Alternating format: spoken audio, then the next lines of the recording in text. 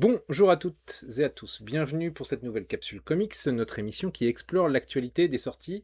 Et aujourd'hui, on va parler de cette sortie-ci, Jinx, sortie aux éditions Delcourt de Brian Michael... Ouais, c'est mieux comme ça. De Brian Michael Bendis. Je vais feuilleter l'album dans quelques instants, pas forcément tout l'album, mais une bonne partie de cet album. Et avant de passer à cette séance où on va vraiment analyser un petit peu plus dans le détail le contenu, sachez que c'est une réédition, c'était déjà sorti chez Semic dans la collection Noire, si je me souviens bien, et cet album c'est du polar, d'abord, donc c'est l'histoire de Jinx, hein, cette jeune femme qui est chasseuse de primes, et pour résumer l'histoire très rapidement, elle va faire la connaissance de deux personnages, un certain Goldfish et son comparse, qui s'appelle Columbia. Alors Goldfish c'est une espèce d'arnaqueur à la petite semaine, Columbia c'est son acolyte, mais un acolyte casse-pied, enfin il est lourd, il est chiant, il est pas malin, mais bon, voilà. Et Jinx va s'acoquiner avec ces deux types-là parce que c'est Goldfish et Columbia, par un concours de circonstances, finissent par découvrir que la mafia a planqué, en fait, il y a un paquet de pognon appartenant à la mafia qui est planqué quelque part, et ils tombent sur cette information. Et ils se disent, bah voilà, on pourrait peut-être mettre la main sur le pactole et se barrer et blouser la mafia. Bon, alors évidemment, piquer du pognon à la mafia, c'est rarement une bonne idée, et donc ça va entraîner tout un tas de complications qui sont racontées dans cet album, d'autant plus que chaque personnage de ce trio a une personnalité bien trempée, que ce soit Jinx, que ce soit Goldfish, ou bien que ce soit Columbia. Cet album a une particularité, c'est d'être en noir et blanc, et en noir et blanc complet, c'est-à-dire qu'il n'y a pas de nuance de gris. Il est écrit et dessiné par Brian Michael Bendis. C'est son premier travail qui sert aussi un petit peu de jalon, parce que c'est cet album qui va le faire connaître auprès des grands éditeurs. Le travail suivant qu'il réalisera, ça sera Torso, qu'il va en fait dessiner et non pas scénariser, même si je pense qu'il a dû quand même pas mal participer à la création à la création scénaristique et au dialogue. J'ai oublié, je crois que c'est Andreko, mais faudrait vérifier. J'en avais parlé, il y a une vidéo sur la chaîne, enfin plus précisément un podcast sur le torso de Bendis, qui lui était un true crime, donc on s'éloigne un petit peu de l'ambiance qu'il y a dans Jinx. C'est pas tout à fait le même style d'histoire. Et après, Bendis, il est repéré notamment par grâce à ces deux albums, et il est repéré par Todd McFarlane, qui va lui proposer Sam Twitch. Fait du hasard, ça tombe plutôt bien. Chez Delcourt, ils viennent de republier l'intégralité des épisodes de Sam Twitch de Bendis en deux très beaux albums. Voilà, Bendis en ce moment chez Delcourt, c'est une histoire d'amour, ça rime. Je vais passer au feuilletage. Bon, on va le dire je vais tout de suite vous dire, hein, parce que vous savez, avant de feuilleter, je vous dis toujours ce que je pense. Comme ça, si vous n'avez pas envie de feuilleter tout l'album, enfin une bonne partie de l'album avec moi, bah, vous pouvez couper la vidéo à ce moment-là. C'est un très bon album. Il est intéressant à plus d'un titre. Alors évidemment, c'est un très bon album, mais il faut aimer plusieurs choses. Il faut aimer le style de Bendis, hein. Alors je vais vous montrer ça un peu plus en détail, mais vous savez, chez Marvel, ça en a agacé plus d'un. Ces grandes pages avec énormément de dialogues. Voilà, hein. Bon là, on est vraiment dans l'exagération. Cette capacité à écrire des dialogues qui sonnent juste, eh ben, elle est déjà présente dans ce premier travail. Un amour pour les personnages qui transpire quasiment à chaque page, on y est aussi. Donc moi, c'est un carton plein. On est dans une histoire de type polar, mais en fait, c'est pas un polar avec des policiers qui chassent des truands. C'est en fait des losers qui sont à la fois au bon endroit au bon moment, mais qui prennent des mauvaises décisions. Et donc forcément, tel un château de cartes, bah, tout s'écroule. Et on s'attache à ces personnages, malgré qu'ils soient pas forcément très très sympathiques. Hein. Columbia, par exemple, c'est pas le plus sympathique des persos. Mais on s'attache évidemment à Jinx. Et puis, bah, Jinx, mine de rien, c'est un modèle pour celle, comment dire, que Brian Michael Bendis va écrire un petit peu plus tard dans Alias. Évidemment, on voit bien que c'est une espèce de proto proto-alias qui est mis en place ici. Je ne vais pas vous spoiler plus que ça, d'ailleurs je ne vous spoilerai pas dans la vidéo, on va feuilleter on va dire la première partie de l'album.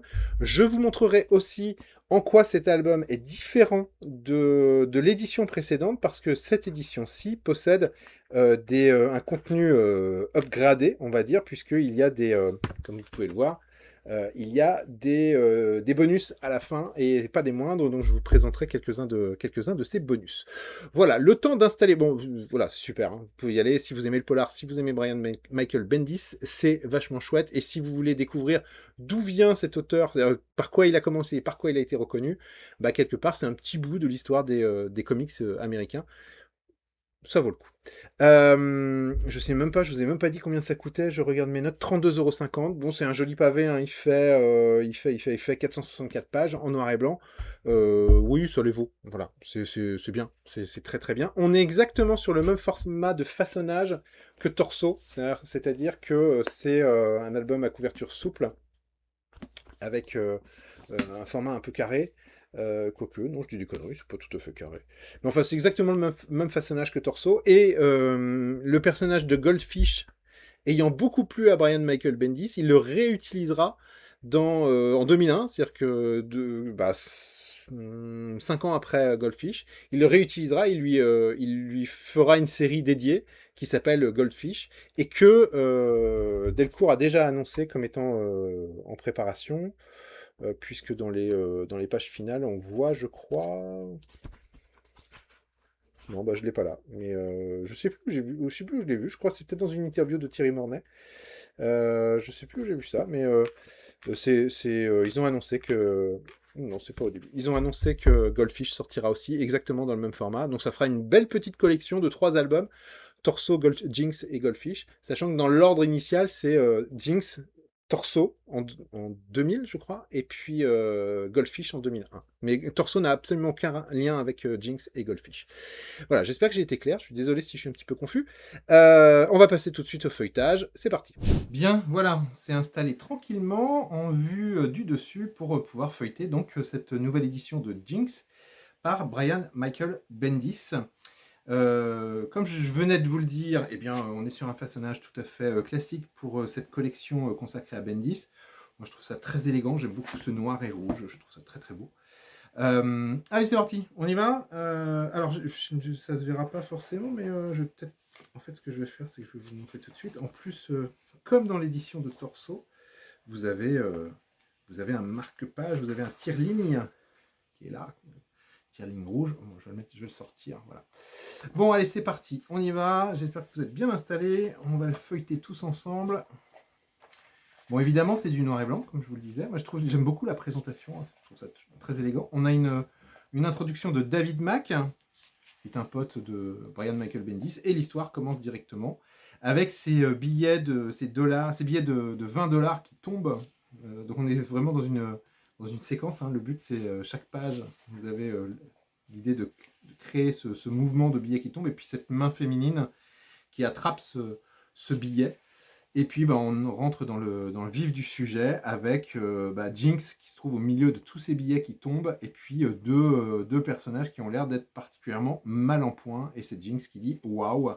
Et là, eh bien, flashback, retour en arrière, et on va donc comprendre pourquoi, comment on est arrivé dans cette situation. Bon, je ne vais pas le dire à toutes les pages, hein, mais voilà, c'est du Bendis, c'est la première histoire scénarisée et dessinée par Brian Michael Bendis, pardon, et donc c'est du pur jus. C'est-à-dire que Brian Michael Bendis, il a ce talent de rendre des dialogues crédibles, hein. C'est-à-dire qu'à la lecture, quand on lit les dialogues, on n'est pas dans des dialogues empoulés, on est dans des dialogues qui sonnent juste comme si vous et moi, nous étions en train de discuter. C'est-à-dire les personnages s'interrompent, se coupent la parole, demandent de répéter, parfois se répètent. Et graphiquement, évidemment, ça crée quelque chose d'un petit peu lourd, mais qui, je trouve, certes, on perd en esthétisme, parce qu'on a toutes ces bulles qui remplissent l'espace. Je le fais pour cette première page, je ne le répéterai pas à chaque fois. Hein. Donc voilà, mais j'aime bien cette idée de Brian Michael Bendis. Moi, je pense que c'est quelque chose, peut-être pas qu'il a totalement inventé, mais c'est avec lui en tout cas, c'est dans ces épisodes-là que j'ai découvert pour la première fois ce principe en fait d'utiliser réellement l'espace graphique avec les bulles. Vous voyez, hein, par exemple ici avec on a cette grande bulle avec du texte et là, paf, paf, paf, pas possible, t'es ouf, et les bulles se recoupent les unes les autres pour suggérer que les personnages sont en train d'enchaîner très rapidement les dialogues et voire même de se couper la parole. Et parfois, ils parlent même pour ne rien dire, mais ça marche parce que ça installe une ambiance, une ambiance crédible. Alors après, évidemment, les scénarios et les idées d'histoire que Brian Michael Bendis peut avoir n'ont peut-être pas plu par la suite. Il a de nombreux détracteurs. Moi, je fais partie de ceux qui aiment bien ce qu'il fait, tout en reconnaissant qu'il y a eu des passages à vide. Je pense notamment à sa partie sur les X-Men qui démarre très fort et qui s'échoue assez rapidement. Mais en tout cas, là, il est dans son univers. C'est un univers partagé, entre guillemets. On va retrouver, hein, comme je le disais, par la suite, le personnage de Goldfish dans une autre histoire. Et si je me souviens bien, il y a même eu des tentatives ou bien même des comics qui sont sortis dans cet univers-là, sur le Jinx World. Je me demande d'ailleurs si c'est pas rappelé au début, ce logo Jinx World que j'ai déjà vu. Non, bon, il n'apparaît pas. Alors là, c'est une particularité aussi. Vous voyez, il y a marqué « Je suis pas un loser ».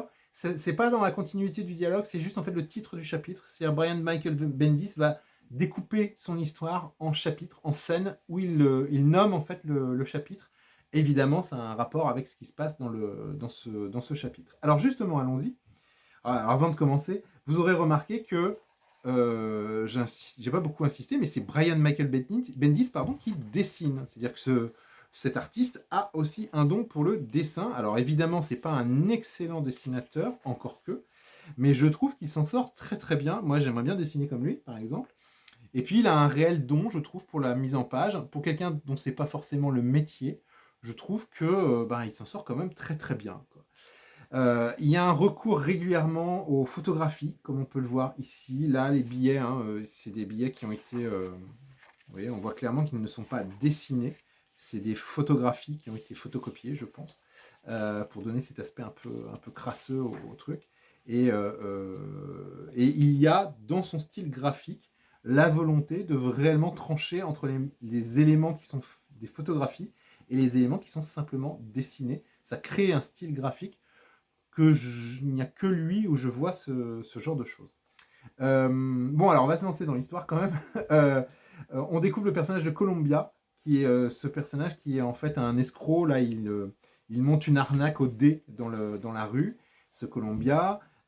Il arnaque les gens et en fait le principe c'est que il est tellement pas doué pour ce bonto, hein, pour cette espèce de bonto, que ce qu'il fait c'est qu'il prend le pognon et il se barre en courant, laissant tout le monde en plan.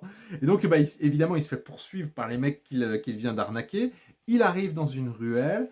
Les mecs promettent de lui faire la peau. Et là-dessus, déboule un flic, qui, en gros, calme tout le monde avec son flingue et explique à tout le monde, écoutez, voilà, barrez-vous, avant que j'arrête tout le monde, vous préférez finir la journée au poste. Évidemment, tout le monde se casse, il ne reste plus que le flic et Columbia, et on découvre que le flic en réalité est un certain David Gold, de son surnom Goldfish, et que c'est lui aussi un escroc à la petite semaine, et que tout ça est une combine, c'est-à-dire qu'en réalité, c'était un coup monté. Il avait prévu de rejoindre Columbia dans cette ruelle, d'ailleurs il a mis un petit peu plus de temps, ce qui fait que Columbia a pris des coups, et Columbia est vraiment pas content d'avoir pris des coups, et ils se partagent le pognon. Fin de la scène. Vous voyez, donc en quelques pages, Brian Michael Bendis a réellement planté ses personnages, planté le décor. Je trouve qu'on est dedans tout de suite, quoi. Et ça marche, je trouve, très très bien. Ici, un procédé graphique qu'il va utiliser souvent dans ses BD, dans les BD qu'il dessine, c'est l'idée de garder en fait une case très statique, un cadrage très statique, et de montrer le personnage bouger et évoluer dans ce cadrage, et de juxtaposer les cadres avec des dialogues autour, évidemment. Là, on découvre en fait le personnage de Jinx. C'est notre première rencontre avec elle. Alors Jinx est une chasseuse de primes. Là, elle est en planque pour retrouver un type qui est recherché par la police, qui se cache, que la police n'arrive pas à retrouver. Il y a une prime sur sa tête, donc elle va essayer de trouver une solution. Un de ses acolytes a trouvé où était planqué le mec. Et qu'est-ce qu'elle va faire ? Vous voyez, elle va sonner à la porte. Elle sait que le type recherché, Rick, a une copine, donc elle se pointe avec un faux ventre enceinte, et elle explique que le fameux Rick a peut-être pas été tout à fait sérieux dans sa relation avec cette jeune femme, et elle vient lui demander des comptes, et elle pensait pas tomber sur, soi-disant, elle pensait pas tomber sur sa copine, et donc forcément sa copine enrage, appelle le fameux Rick, qui déboule, et là le piège se referme sur le fameux Rick. Il comprend qu'en réalité il n'y a pas de Jinx enceinte ou quoi que ce soit, mais que simplement elle est venue le choper pour le ramener aux flics et toucher la prime qu'il y a sur sa tête. Voilà, ça pose aussi là le personnage.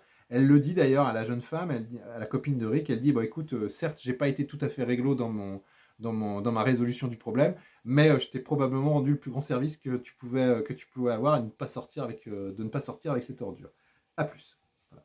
Bon, mine de rien, encore une fois, en 2 scènes, il vient de nous poser les choses. Alors là, on revient sur Goldfish et Columbia. Et là, c'est le moment où Goldfish va commencer à nous faire apprécier ces 2 personnages à travers leur dialogue. Alors, ils sont un peu vachards, ils peuvent pas se blairer, mais en fait, ils s'adorent. Enfin, voilà, c'est une relation un petit peu compliquée. Pour info, Columbia, Bendis le dessine en fait comme lui. C'est-à-dire qu'en fait, Columbia ressemble à Brian Michael Bendis. Et donc, il se dessine lui-même dans l'histoire. Nos 2 compères se rendent dans un diner pour passer, pour bouffer, enfin pour passer un petit peu de temps. Et là, qui devine-t-on ici? On devine la chevelure de Jinx, et d'un seul regard, il tombe amoureux. Voilà, il l'aperçoit. Le fameux waouh, voilà, et Jinx apparaît devant Goldfish, et c'est le coup de foudre. Remarquez la petite astuce pour introduire l'ours et les crédits. J'en profite pour dire que c'est un album qui a été lettré par Moscow High, et je cherche le traducteur. Ah mince, le traducteur n'est pas noté ici. Je pensais qu'il aurait été noté là, dis donc. Le traducteur, c'est Nick Maylander. Encore une fois, félicitations aux éditions Delcourt qui notent maintenant les noms des traducteurs sur la 4e de couve, ce que je trouve très très élégant. Bravo Delcourt. Je tiens à le signaler à chaque fois quand je peux, parce que je trouve ça très bien. Et donc, une discussion qui s'engage avec cette Jinx qui écrit en fait dans un carnet.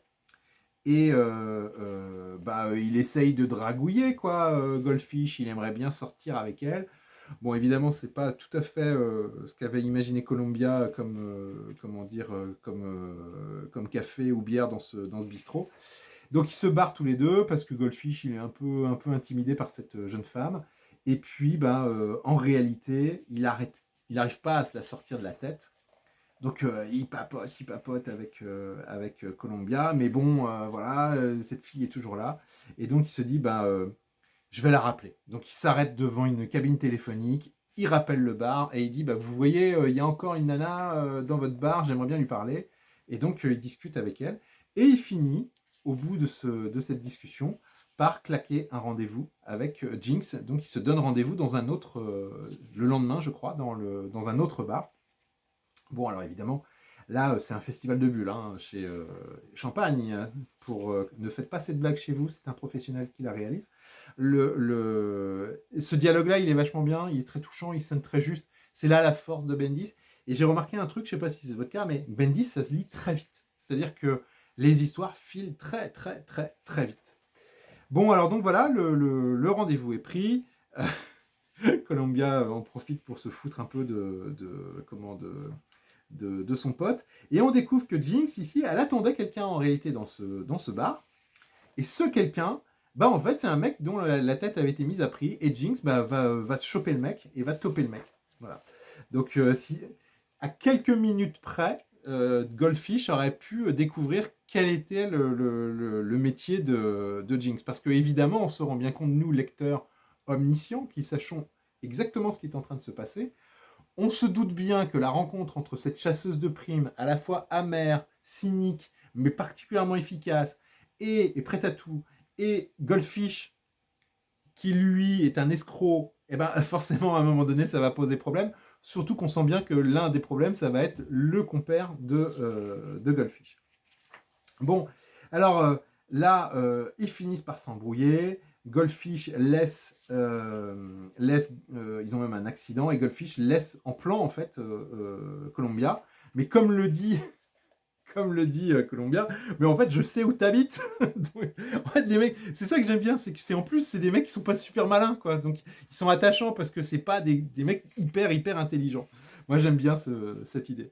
Bon, vous remarquerez qu'on passe d'un chapitre, d'un numéro à l'autre sans forcément qu'il y ait de césure. C'est un peu dommage. J'aurais bien aimé qu'il y ait peut-être une coupure pour indiquer le changement d'épisode. Donc, Columbia va tenter de retrouver Goldfish, mais évidemment, Goldfish n'était pas si con que ça. C'est-à-dire comme il lui laisse un mot, comme vous pouvez le voir là. C'est ça, comme si j'étais aussi con que toi. Bisous. Donc, forcément, ça agace. Ça agace Columbia. On a la scène du rendez-vous entre Goldfish et Jinx. Donc c'est un rendez-vous amoureux. Donc là, il y a vraiment toute une parade amoureuse entre les deux. C'est très bien fait. Hein. Alors évidemment, vous voyez, là, c'est long. Hein. Enfin, il y a du texte. Hein. Mais ça coule bien. Moi, je sais pas si vous êtes comme moi, mais quand je le lis, j'ai presque les voix dans la tête. C'est-à-dire que ça marche tellement bien. C'est tellement bien ciselé que ça fonctionne. Chapitre suivant, l'heure de la vengeance a sonné. Bah ouais, évidemment, Goldfish, il a beau être malin, c'est qu'il y a un moment, Columbia, il n'est pas non plus complètement con, et il finit par comprendre où était son pote, et il les rejoint tout simplement au rendez-vous. Donc ça va pas forcément très bien se passer. Columbia et Goldfish se retrouvent en bagnole. Columbia va pour, en gros, péter la gueule à son pote. Et puis, tout va pas se passer comme prévu. Parce que il s'apprête à descendre, Columbia s'apprête à descendre Goldfish parce qu'il est en colère. Et là, bam, crash. Vous avez une voiture. Alors, on le découvrira un petit peu après. Là, on a un chapitre « Je hais tout » qui est consacré à Jinx, où on peut lire les fameuses notes qu'elle notait dans son carnet, où elle explique la difficulté d'être une femme dans ce milieu de mecs, dans ce milieu des chasseurs de primes.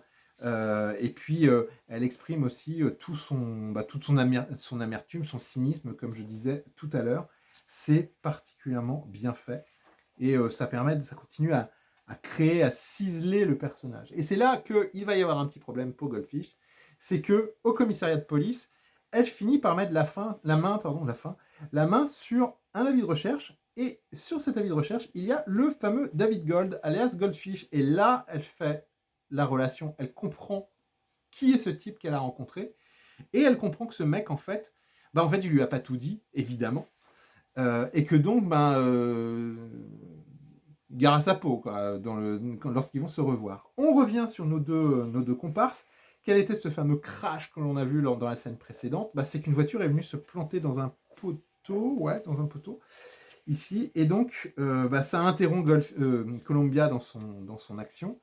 Et là, le type qui était à bord de cette bagnole, il leur dit, je sais où est planqué un magot de la mafia, sauvez-moi, amenez-moi à l'hôpital et je vous dirai où se trouve ce magot, cet argent. Et donc ce qui se passe, c'est qu'il donne l'info à Goldfish, et uniquement à Goldfish, ce qui fait que Columbia se retrouve emmerdé. Il se retrouve emmerdé parce qu'il se dit, si je bute Goldfish, j'aurais pas le pognon. Et donc, les voilà tous les deux, finalement, pieds et poings liés ensemble, et obligés de travailler ensemble. Et là, dans la scène suivante, nulle part ville, nous avons la rencontre entre Jinx et Goldfish. Goldfish, à ce moment, il est en train de faire un jeu de bonneto dans la rue, et donc Jinx tombe sur lui, et donc évidemment, il comprend assez vite que c'est pas le moment de faire chier madame, et que ça va pas bien se passer, et donc c'est là qu'il se prend un énorme coup de poing dans la gueule. Bien fait pour lui. Et mais que se passe-t-il? Ah, surprise, nous avons dans l'album une coupure. Voilà. Une coupure qui correspond en réalité, je vais revenir sur le contenu, mais qui correspond en réalité au rêve de Goldfish. Et c'est là que c'est rigolo. Vous avez ici, pour une poignée de crème, vous avez une parodie. Alors, j'ai pas vraiment compris quelle était la référence. Il y a une référence culturelle sur ça. Il rêve de Columbia. Je pense que c'est une référence à une publicité. mais j'ai pas tellement pigé la référence, je pense qu'on ne l'a pas. Là, celle-là, par contre, la référence, on l'a, d'accord. L'incroyable Jinx, l'enfer n'a pas de colère, bavard Brian Bendis au scénario, Nec plus ultra Neil Melander, et un dessin qui rappelle évidemment Sal Buscema, pardon. Et donc on est sur une parodie de l'incroyable Hulk qui devient l'incroyable Jinx, avec même le cartouche ici en haut qui reprend le style de la Marvel, et on est dans un style très Buscema, Sal Buscema, avec les fameux coups de poing qui racontent en fait comment Goldfish rêve en fait de cette nana. Puis bah, là, ils se réveillent et ils sont dans une chambre d'hôpital. Et là, ça va être le moment de la discussion où ils vont tous les deux mettre un petit peu carte sur table. Et bien entendu, elle n'est pas du tout contente d'avoir été prise pour une conne. Et là, bah, c'est là que va se sceller un petit peu le destin de cette histoire. Parce que c'est à ce moment-là qu'elle va apprendre l'existence de ce fameux magot. Elle va apprendre l'existence de cette information essentielle qui est de savoir où est ce pognon. Ce pognon, il n'y a que Goldfish qui peut dire où il se trouve. Et donc, elle prend la décision, parce qu'elle pense qu'il est sincèrement amoureux d'elle, il prend la décision de lui filer un coup de main et de s'acoquiner avec ces deux escrocs. Et démarre réellement l'aventure. On est en page 146 et c'est vraiment là que les choses commencent dans cette intrigue. Je vais continuer, je ne vais pas trop vous en révéler, je continue un petit peu à vous feuilleter l'album. Vraiment, c'est une histoire qui se découvre. Là, en fait, je vous ai expliqué les 140 premières pages, mais en réalité, je vous ai vraiment expliqué que l'introduction, le plus intéressant, est ce qui est à venir.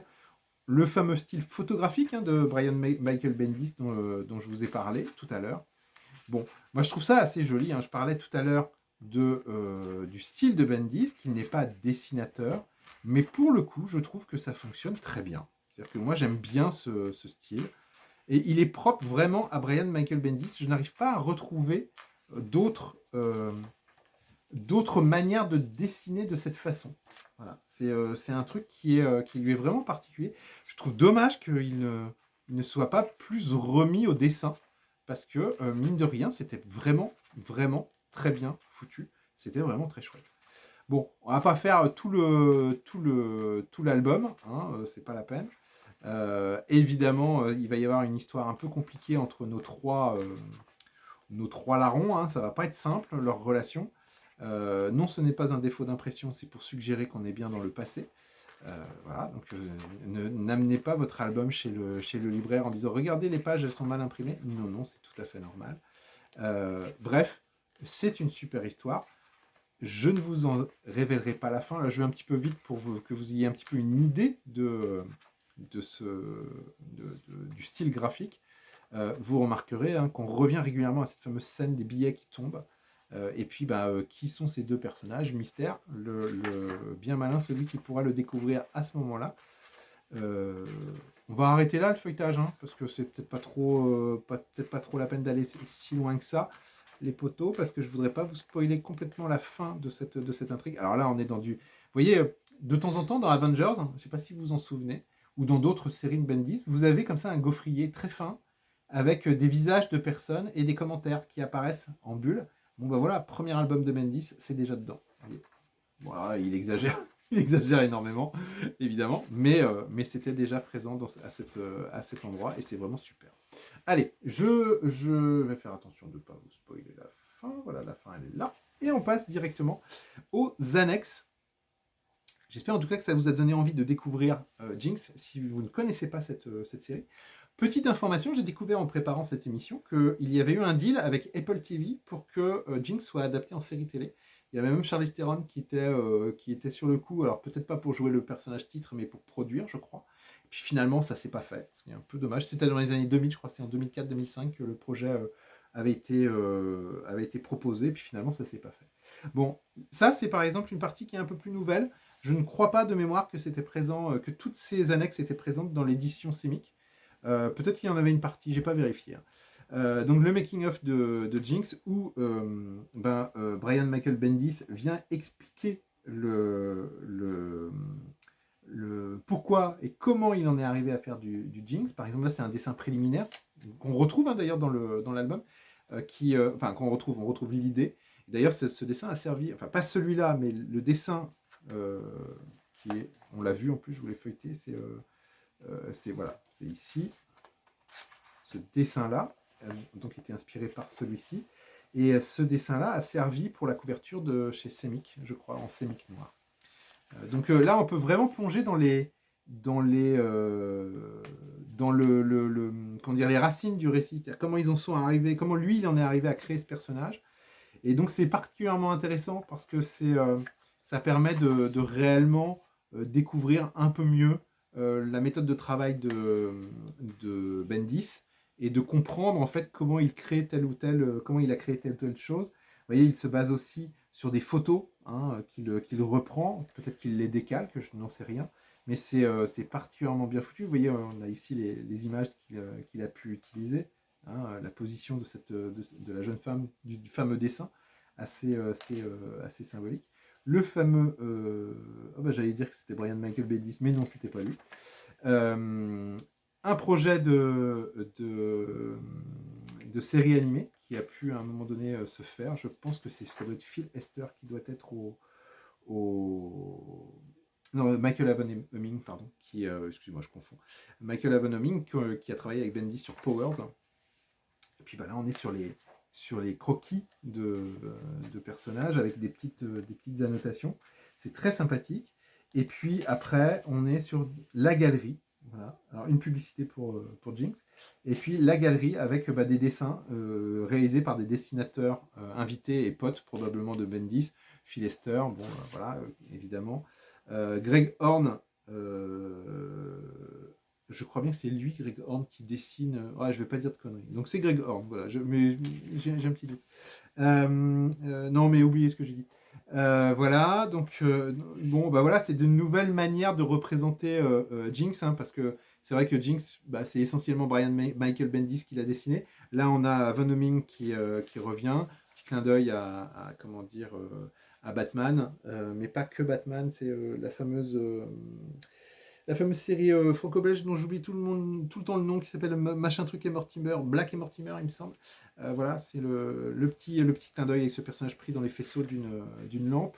Et puis, voilà, c'est une succès. Alors là, on est dans une historiette. Voilà. Guy Davis qui se lance. Adam Warren, qui est un nom sorti des profondeurs des années 90. Adam Warren, il avait une particularité, c'est qu'il avait un dessin très manga. Il s'était énormément inspiré de Shiro, notamment, je trouve. Et il avait dessiné plusieurs histoires très manga dans le dessin. Et c'est un dessinateur qu'on ne voit plus maintenant. Je ne sais pas ce qu'il est devenu. Bon, voilà, là, on a vraiment les racines très indées de Jinx qui ressurgissent à travers ces différents documents. Moi, j'aime beaucoup Philippe P. Craig Russell, c'est vachement bien. Enfin, j'aime beaucoup ce dessin, ce dessin-là. Enfin, ces dessins, son style. Voilà, bon, alors là, c'est des aquarelles. Je pense que ça doit être des dessins qui doivent être en couleur normalement, mais bon, là, on est sur du noir et blanc, évidemment. Des couvertures originales inédites et puis la version définitive, ça permet de voir un petit peu comment les projets ont évolué. Et puis voilà, des croquis, la réalisation finale, le fait que Jinx soit bien, ça a bien été édité en épisode, en single, ça n'est pas un TPB d'entrée de jeu, c'est bien du single direct. Et donc on a ces couvertures qui reviennent. J'aime beaucoup le style, moi je trouve que ça colle parfaitement avec cet univers. Voilà, je le cherchais tout à l'heure. Le fameux Goldfish apparaître. Bon, vous voyez, il a fallu que je feuillette jusqu'à la fin. C'est le visuel du Goldfish qui paraîtra par la suite. Et on aura Far aussi qui sortira. Et le fameux Sam Twitch dont je vous parlais. Vous avez ici aussi les modèles, c'est-à-dire les personnages qui ont servi de modèles pour dessiner cet album. Bon, voilà, c'est un très chouette album que nous propose Delcourt. Moi, j'avoue que j'ai entre Torso, Goldfish et Jinx, j'ai une petite préférence pour cette dernière parce que c'est vraiment l'ADN de Brian Michael Bendis. On est vraiment dans du pur jus. Et à la limite, j'ai presque envie de vous dire, tout ce qu'il fera par la suite dans ce genre, c'est un peu comme Alias par exemple, eh ben, c'est quelque part une version un peu moins bien que Jinx. Donc si vous aimez le style Brian Michael Bendis et si vous n'êtes pas allergique au polar pur et dur, allez-y, c'est vraiment très très bien. Voilà ce que je pouvais vous dire sur cet album qui m'a particulièrement emballé et que je vous conseille évidemment. Voilà, il ne vous reste plus qu'à vous faire le petit disclaimer habituel. Si vous avez aimé cette vidéo, n'oubliez pas de liker, de commenter. Si vous avez des questions à poser sur cet album, n'hésitez pas non plus. Si j'ai dit des conneries, n'hésitez pas à me le faire remarquer, c'est pas un problème. Et puis, je vous rappelle aussi que Top Comics, ça n'est pas seulement des vidéos de feuilletage sur les dernières sorties en librairie, mais c'est aussi, notamment tous les mercredis, les critiques doupiennes. J'ai mon pote Doup qui vient vous faire des propositions de lecture en VO, en VF, chaque semaine, tous les mercredis matins. Et puis, en début de chaque mois, nous faisons les recommandations 10+10, les recommandations comics, où nous vous présentons les sorties du mois à venir, mais uniquement celles qui nous semblent intéressantes. Et donc, où nous effectuons une sélection. Et nous avions déjà parlé de Jinx lors des recommandations comics pour le mois de février. C'est sorti le 26 février, je ne l'ai peut-être pas dit. Voilà, donc carton plein pour Delcourt. Très bien joué de l'avoir réédité. Ça faisait longtemps qu'il n'était plus disponible. Je suis particulièrement content de le voir à nouveau disponible en librairie. Voilà, sur ce, écoutez, il ne me reste plus qu'à vous souhaiter une bonne fin de journée. Prenez soin de vous, prenez soin de vos proches et surtout, lisez des comics et partagez-les, partagez le plaisir de lire de bons comics comme cela. À très bientôt, salut!